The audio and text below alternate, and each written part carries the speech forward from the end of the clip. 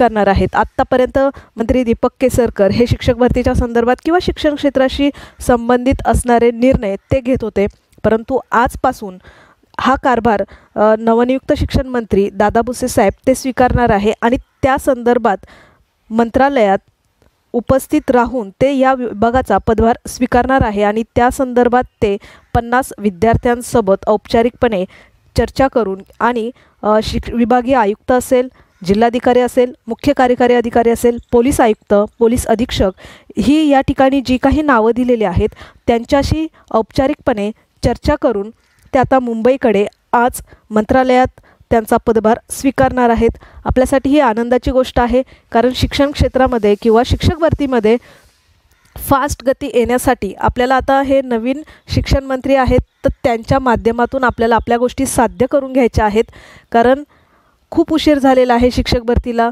किंवा शिक्षणाचा यावर्षी एक आपण ढासळलेली क्वालिटी म्हणू शकतो किंवा नवीन पद्धतीने कंत्राटी पदभरती सुरू झालेली आहे। त्यामुळे शिक्षण मंत्री आपल्यासाठी खूप महत्त्वाचे आहेत सध्याच्या घडीला। आजपासून ते हा कारभार स्वीकारणार आहेत। त्याचप्रमाणे आपली दुसरी महत्त्वाची अपडेट ती म्हणजे महाराष्ट्र शासन शालेय शिक्षण आणि क्रीडा विभागाचा हा एक GR आहे, तो वयाच्या संदर्भात आहे, वयोमर्यादेच्या संदर्भात आहे। हा GR काढलेला आहे शालेय शिक्षण आणि क्रीडा विभागाच्या मंत्रालयीन स्तरावरती आणि या स्तरावरून काढलेला आहे आणि तो देण्यात आलेला आहे शिक्षण आयुक्त महाराष्ट्र राज्य पुणे यांना। आता 27 डिसेंबरला हा GR प्रसिद्ध करण्यात आलेला आहे। शिक्षण आयुक्तालय पुणे यांच्यासाठीचा हा GR आहे। तर 2022च्या शिक्षक भरतीच्या दुसऱ्या टप्प्यामध्ये पहिल्या टप्प्याच्या अपात्र, गैरहजर, माजी सैनिक आणि 10% कपात ही बाकी राहिलेली सर्व जागा दुसऱ्या पदामध्ये येणार असून दुसऱ्या टप्प्यामध्ये येणार असून दिनांक 23/10/2023 पर्यंत पहिल्या टप्प्यातील वयास पात्र कोरोना काळातील 2 वर्षाची शिथिलता सोबत असलेले अभियोग्यताधारकांना दुसऱ्या टप्प्यामध्ये समाविष्ट करून घेण्याबाबत, म्हणजेच थोडक्यात काय, एक प्रकारे ही वयोमर्यादामध्ये मुदत वाढ अशा प्रकारचं आहे, कारण या ठिकाणी उल्लेख केलेला आहे 23/10/2023 पर्यंत पहिल्या टप्प्यातील वयासाठी जे विद्यार्थी पात्र होते, ज्यांना 2 वर्षाची शिथिलता यामध्ये मिळालेली होती आणि आपल्याला शिक्षण आयुक्तालयातून सांगण्यात आलेलं होतं की येणाऱ्या दुसऱ्या टप्प्यामध्ये शिक्षक भरतीसाठी वयोमर्यादा वाढलेली नसेल, परंतु 5 ते 6 असे ठोस आपल्याकडे मुद्दे आहेत ज्यांच्या आधारे आपण वयोमर्यादेमध्ये सूट घेऊ शकतो, असं मी बऱ्याचदा वारंवार आणि बऱ्याच व्हिडिओमध्ये हेच ऑलरेडी सांगितलेलं आहे। MPSCच्या धर्तीवर त्या विद्यार्थ्यांनी सुद्धा इतक्या छान प्रकारे आंदोलन करून 1 वर्षाची मुदतवाढ घेतलेली आहे। आता सेम या ठिकाणी शिक्षक भरतीमध्ये सुद्धा होईलच, कारण की आता मंत्रालयीन स्तरावरनं ह्या गोष्टीसाठी त्यांनी लक्ष घातलेलं आहे, शिक्षण आयुक्तांना सांगितलेलं आहे आणि नवीन शिक्षण मंत्री जे आहेत दादा भुसे साहेब, आपण यांच्या माध्यमातून हे सगळ्या गोष्टी इतक्या स्पष्ट आहेत, त्यामुळे निश्चितच वयामध्ये आपल्याला सूट भेटेल। त्यामध्ये दुसऱ्या टप्प्यामध्ये असणाऱ्या शिक्षक भरतीसाठीच्या जागा येणाऱ्या नवीन जागेनुसार जेव्हा जाहिरात येते तेव्हा वयोमर्यादा विचारात घेतली जाते। हे जरी सत्य असलं तरीसुद्धा जाहिराती आल्याच नाही आणि यामुळे विद्यार्थ्यांचं नुकसान झालं आहे, तर ते होणार नाही याची काळजी म्हणून जे कोरोना काळात 2 वर्षाची शिथिलता दिली होती ती या ठिकाणी सुद्धा लागू करण्यात येईल। याचे चान्सेस जवळजवळ खूप आहेत, म्हणजे सकारात्मकच आपण पकडू शकतो। दुसरी गोष्ट, दुसरा मुद्दा हा खूप महत्त्वाचा आहे। या ठिकाणी काय लिहिलेलं आहे बघा, प्रस्तुत प्रकरणी उपरोक्त निवेदनान्वये केलेल्या मागणीच्या अनुषंगाने जो संदर्भ क्रमांक 2 दिलेला आहे शासन निर्णय,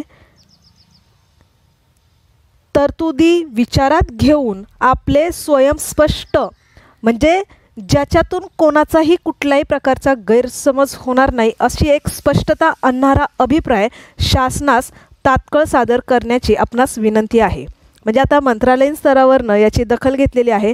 आता शिक्षण आयुक्त, आता त्यांची तर बदली झालेली आहे, परंतु सध्या तरी जोपर्यंत नवीन शिक्षण आयुक्त मिळत नाही तोपर्यंत शिक्षण क्षेत्राशी किंवा शिक्षक भरतीशी जे काही डिसिजन आहेत ते जुनेच शिक्षण आयुक्त घेणार आहेत। मग आता त्यांनी सांगितलेलं आहे की जो तुमचा स्वयंस्पष्ट अभिप्राय आहे तो शासनास तात्काळ सादर करावा।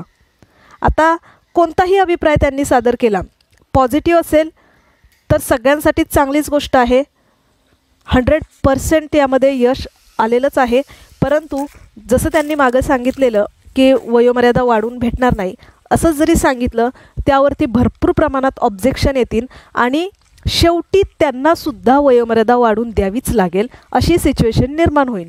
त्यामुळे या लेटरचा तुम्ही यामध्ये वयोमर्यादामध्ये सूट दिलेली आहे हा असा GR नाही आहे, तर यासाठी अभिप्राय मागवलेला आहे आणि त्यामध्ये स्पष्टता देण्यासाठी शिक्षण आयुक्तालयास हे सांगितलेलं आहे. पुणे विभागाला किंवा महाराष्ट्र राज्य शिक्षण आयुक्त यांना हे सांगितलेलं आहे की तुम्ही स्पष्टता द्या यामध्ये.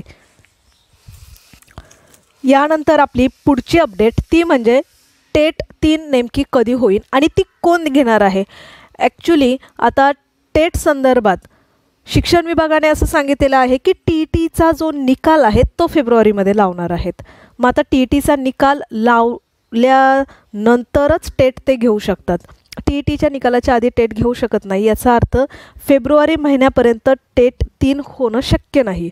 म्हणजे जे काही नोटिफिकेशन आहे ते फार तर येऊ शकतं, परंतु फेब्रुवारीपर्यंत टेट होऊ शकत नाही. त्याच्या पुढेच ती टेट 3 ही जाऊ शकते. आणि राहिला प्रश्न कोण घेणार, तर आता मुळातच टेट ही एक्झाम दोनदा झालेली आहे, 2017 आणि 2022ला. तर एकदा 2017ची एक्झाम ही MSCEनेच घेतलेली होती परीक्षा परिषदेने आणि 2022ची IBPSने घेतली होती.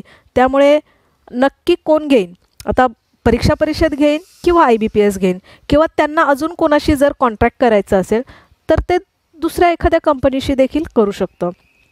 परंतु आता चान्सेस जसं की आपण म्हणतो की ऑनलाईन एक्झाम म्हटलं किंवा कॉम्पिटेटिव्ह एक्झाम म्हटलं की TCS किंवा IBPS हे 2 गोष्टी आपण प्रामुख्याने गृहीत धरतो, तर त्याप्रमाणे देखील ते होऊ शकतं. यानंतर आपण जे एक जिल्हा परिषदेची लिस्ट या ठिकाणी आलेली आहे, जी ZP आपण बुलढाणा म्हणतो, तर पवित्र पोर्टलवरती ज्या रिक्रुटमेंट आहेत त्यावरती वॅकंट पोस्ट ज्या आहेत त्या संदर्भातली ही लिस्ट आहे. आता बऱ्याचदा ZPला असा कमेंटमध्ये असे काही क्वेश्चन होते, त्याचं या ठिकाणी विथ प्रूफ आन्सर देखील तुम्हाला मिळून जाईल की 9वी-10वीच्या जागा असतात किंवा 11वी-12वीच्या जागा असतात का. असतात, परंतु त्या थोड्याशा कमी प्रमाणात असतात. आता ZPमध्ये तुम्ही एक सरळ असा विचार करा की 1ली ते 5वीच्या जसं वरती जाईन, जसे वर्ग पुढे जातात तशा जागा थोड्याशा कमी होत जातात. म्हणजे 1ली ते 5वीला जास्त जागा असतात, 6वी ते 8वीला त्या मानाने 1ली ते 5वीच्या मानाने थोडेसे कमी, 9वी-10वीला त्या मानाने अजून थोड्या कमी आणि 11वी-12वीला तर मोजके असतात. परंतु असतात हे 100%, परंतु त्या जागा तशा थोड्याफार प्रमाणात ह्या कमी होत जातात. आता ह्या ZPच्या ज्या जागा आहेत, पोर्टलला जेव्हा तुम्हाला सेल्फ सर्टिफाईड करायचं असतं किंवा स्वतःची इन्फॉर्मेशन भरायची असतात तेव्हा ह्या गोष्टी खूप महत्त्वाच्या असतात. जसं या ठिकाणी वॅकन्सीज दिलेल्या आहेत, म्हणजे कोणत्या जागा शिल्लक आहेत भरायच्या आहेत, त्या संदर्भात आहे की ZP बुलढाणा लेवल दिलेले आहे UPPRI म्हणजे अप्पर प्रायमरी. प्रायमरी म्हणजे 1ली ते 5वी असतं, अप्पर प्रायमरी म्हणजे 6वी ते 8वी असतं. आता अप्पर प्रायमरी म्हणजे 6वी ते 8वी झालं. या ठिकाणी सब्जेक्ट कोणता आहे, जसं आपण प्रत्येक वेळेस म्हणत असतो की तुमचं स्पेशलायझेशन कशात आहे, तुमचा सब्जेक्ट कोणता आहे आणि तुमचं मीडियम कोणतं आहे यावरती डिपेंड असतं. आणि त्यानंतर मग तुमच्या रिझर्वेशन कॅटेगरीनुसार कोणत्या जागेला कुठला सब्जेक्ट खाली आहे आणि कोणत्या कॅटेगरीचा शिक्षक त्या ठिकाणी भरायचा आहे, ह्या सगळ्या गोष्टींचा विचार करून आणि त्या प्रमाणात तशा पद्धतीने विषयानुसार या ठिकाणी जागा भरल्या जातात. आता हे मराठी मीडियम आहे, मराठी आणि उर्दू मीडियमची यामध्ये लिस्ट आहे ही, परंतु ZPची आहे. आता 6वी ते 8वी अप्पर प्रायमरी झालं, हे 9वी आणि 10वी सेकंडरी झालं आणि ज्याला 11वी-12वी असतं त्याला आपण हायर सेकंडरी म्हणतो. या ठिकाणी 10 जागा आहेत बघा, हायर सेकंडरी ZP तुम्हाला इथे दिसून जाईल 10 नंबरला ZP हायर सेकंडरी आणि 10 पदं या ठिकाणी भरायची आहेत. इकॉनॉमिक्स या विषयाची आणि प्लस म्हणजेच याचा अर्थ हायर सेकंडरीचे सुद्धा म्हणजे 11वी आणि 12वीच्या सुद्धा जागा झेडपीच्या शाळेला असतात किंवा त्या पोर्टलच्या माध्यमातून भरल्या जातात. फक्त फरक एवढाच आहे की जसं जसं क्लास वरती जातो तसतशा जागांचं प्रमाण थोडं थोडं कमी होत जातं, कारण विद्यार्थ्यांची संख्यासुद्धा कमी होत जाते आणि विद्यार्थ्यांच्या संख्येवरच तर आधारित शिक्षकांची संख्या ठरते.